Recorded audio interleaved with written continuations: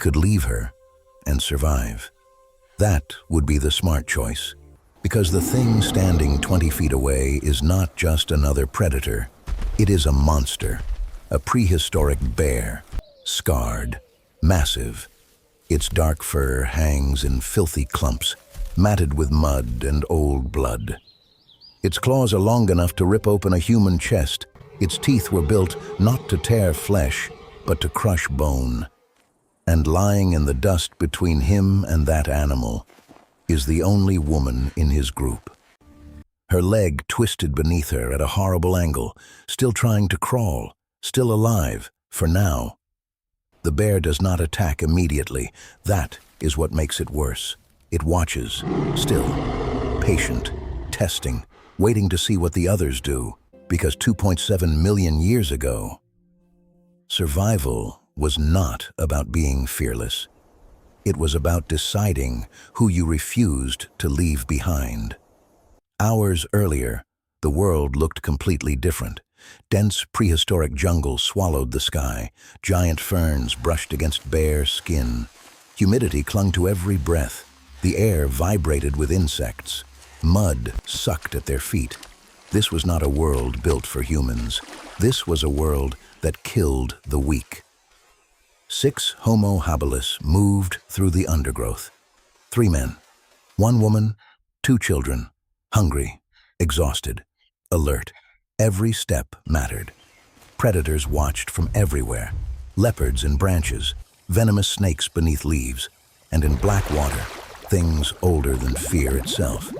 Still they moved, because hunger kills slowly, and slowly can be worse. 1 child dug beneath a fallen log, searching for roots. The second crouched beside one of the men, cracking nuts against stone. For a brief moment, they almost looked safe. Then, the jungle exploded. Leopard attack. It came from above. No warning, no sound, just violence. The leopard dropped from a branch like a weapon. It slammed into one of the men so hard he disappeared into the mud. The children screamed. The animal's claws ripped through his back. Its teeth sank deep into his shoulder. Blood sprayed across leaves. The man screamed. Wild, animal, pure pain. The leopard shook him violently, trying to drag him deeper into the jungle, trying to separate him, because separation meant death. One of the other men reacted instantly. He grabbed a thick branch and charged. The woman screamed. The second man threw the first stone. It missed. The leopard snarled. Another rock struck its ribs. The branch smashed across its face. The children screamed louder. The wounded man tried to crawl. The leopard lunged again. Its claws tore through his arm. Then another stone cracked against its jaw. The predator backed off, hissing, watching, calculating, then vanished back into the green, gone, as if it had never existed, except for the blood. The wounded man lay trembling in the mud, alive, barely. The children stared in shock. No one spoke, because everyone understood. The jungle had only needed seconds. The river. They kept moving, because stopping meant hunger, and hunger meant weakness. By midday, they found water, a broad, muddy river cutting through the jungle. The sight of it changed everything. Relief, hope. 1 child rushed forward immediately, dropped to small knees, reached for water. One of the men turned sharply. Too late. The river exploded. The surface erupted with impossible violence. Mud blasted into the air. Water exploded upward, and from beneath came death. A giant prehistoric crocodile. Its jaws opened wider than a human torso. 1 man moved without thinking. Pure instinct. He shoved the child sideways. The crocodile caught him instead. Its jaws slammed shut around his upper body. The sound was horrifying, wet, heavy, violent. The children screamed. The woman screamed. The crocodile twisted. and dragged him under instantly. Gone. No heroic struggle. No chance. The river turned red. The group attacked blindly. Branches, rocks, screaming, chaos. Nothing. Only ripples. Then silence. The children cried. One of the men stood frozen, breathing hard, staring at the water, waiting. Nothing came back because he was gone. Just like that. One moment alive, the next erased. Now only 5 remained. 2 men, 1 woman, 2 children, and the jungle still wasn't finished. The long march. The mood changed completely. No one moved the same way anymore. The children stayed closer.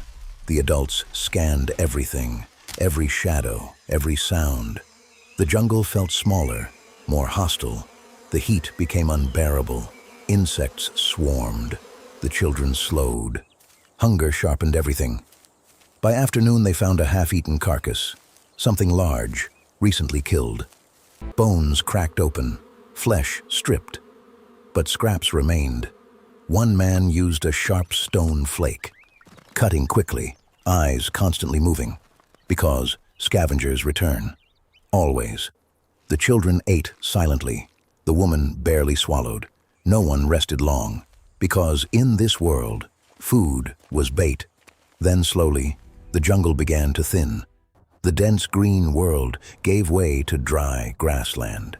Open, hot, wind moving across cracked earth. For the first time all day, they could see far, and that false sense of safety almost killed them. The bear. It was simply there. No warning, no dramatic entrance.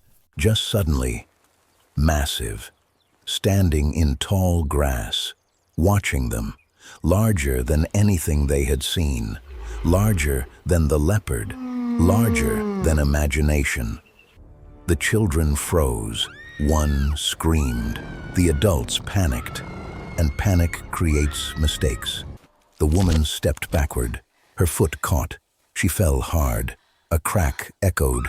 Her scream tore across the plain. Her leg bent wrong. One of the children ran toward her. A man grabbed the child. The bear moved, not fast, not yet, slow, confident, because it knew. 1 injured human, 2 terrified children, exhausted adults. This should be easy. Now we return to the beginning. Final stand. He looks at her, then at the bear, then at the children. Every instinct screams, run, leave her, save yourself. That is what prey does. Instead, he screams, loud, raw, primitive, and charges the bear. The second man follows. The children cry behind them. The bear explodes forward. Its speed is terrifying. The first impact sends one man flying through the dust. He crashes hard. The bear swings. Its claws rip across his back. Blood sprays. The second man smashes a branch against its shoulder. The branch snaps instantly. The bear turns toward him, roaring, towering. Its mouth opens. Yellow teeth, bone crushers. For one awful second, it looks over. The woman drags herself backward, inches, screaming. The children hide behind rocks. The man on the ground struggles up, bleeding badly, still alive, still fighting. Stones begin to fly. One misses. Another strikes the bear's face. Another hits its shoulder. The bear lunges again. The second man barely escapes. Dust explodes. The wounded man screams and charges again anyway. The bear hesitates. That matters, because predators understand patterns. Prey runs, prey hides, prey breaks. These creatures do not. They scream, throw rocks, charge forward, act unpredictably. The second man slams rocks together. Sharp, cracking sounds. The children scream. The woman screams. Noise, chaos, confusion. The bear tests forward again, then stops, breathing hard, watching, calculating. There are easier meals. Slowly, it steps backward, still watching. Then another step. Then another. Then, finally, it turns. and disappears into the grass. Gone, but not defeated, just choosing easier prey. Ending. No one moves. The silence feels impossible. The wounded man breathes hard, blood down his back. The second man trembles. The children cry. The woman is alive. Barely. One child crawls to her side. The other clings to the surviving man. 5 survivors. 1 dead. And somehow, still together. This is why humans survived. Not because they were stronger. Not because they were faster. Because when death came for one of them, the others turned toward it. As darkness falls, the damaged group begins moving again. Somewhere in the jungle, the leopard still watches. In black water, the crocodile still waits. And out in the grass, the bear still lives. But so does something else.